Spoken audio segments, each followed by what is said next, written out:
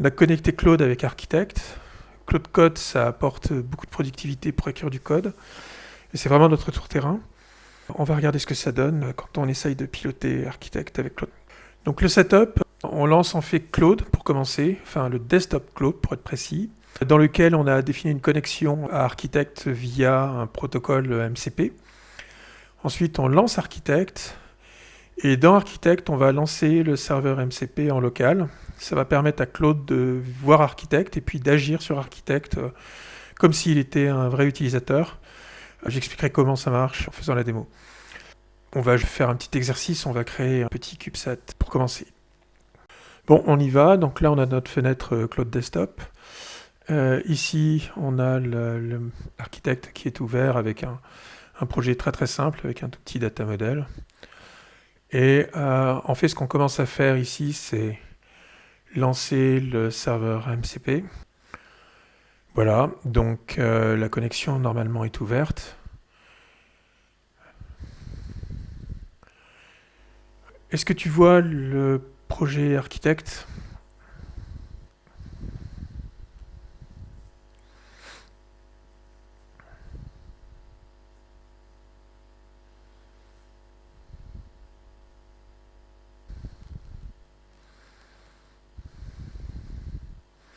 Oui, connexion MCP s'il te plaît.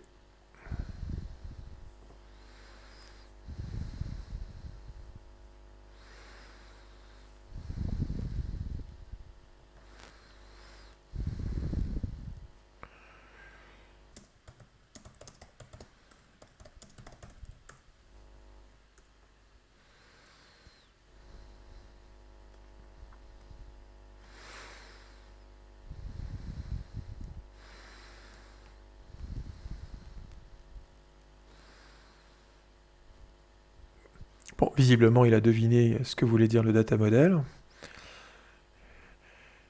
Je voudrais faire un petit exemple de CubeSat, donc avec des composants, les fonctions dans les composants et les interfaces fonctionnelles sur les fonctions.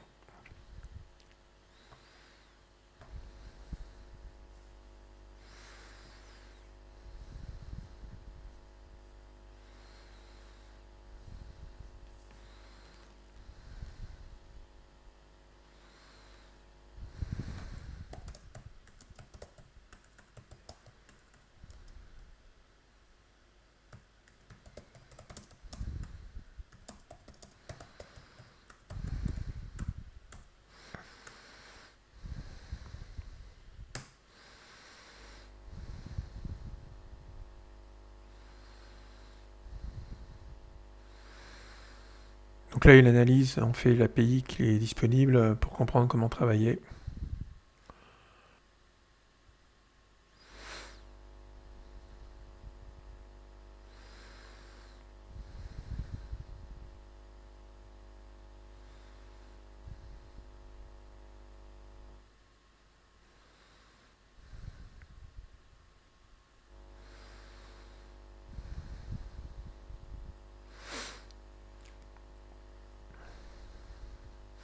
Donc là, il essaye de comprendre l'API qu'on lui a donnée.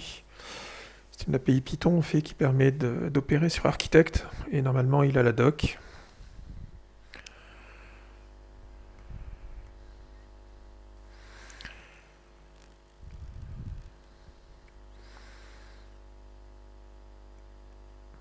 Alors, il y a plusieurs manières de faire les opérations.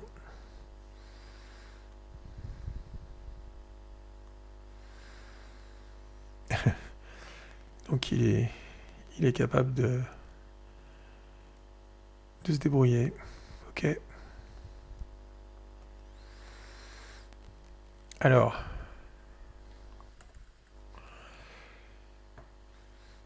je pensais plutôt à un petit exemple CubeSat que tu trouves sur Internet.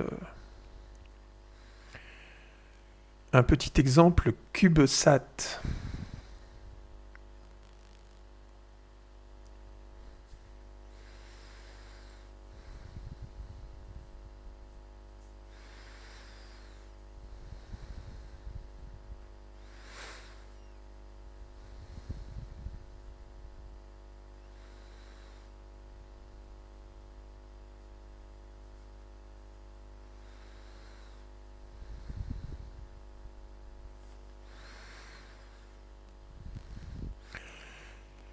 Ouais, alors on visualisera le modèle que quand j'arrêterai le serveur, puisque là, pour l'instant, le serveur s'exécute en permanence au-dessus de Architect.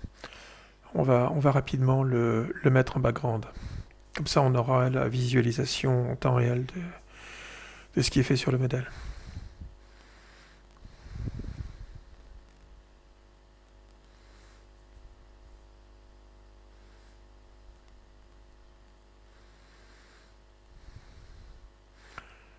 Tu as terminé?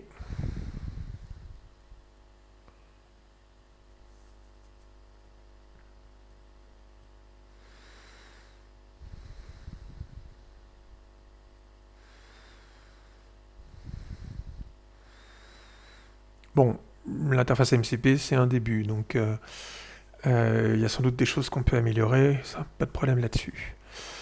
Alors, on fait stop ici. Et on voit ce qu'il a fait. Il a créé automatiquement un modèle, il a fabriqué les fonctions, il a créé les interfaces. Et intrinsèquement, il n'y a rien d'exceptionnel là-dedans. On arrive à faire ça depuis assez longtemps avec des agents. La nouveauté, c'est qu'on peut le faire de manière incrémentale avec Claude. Et on peut lui demander de faire évoluer le modèle ensuite. Donc ça fonctionne un peu comme ce qu'on peut faire sur le code.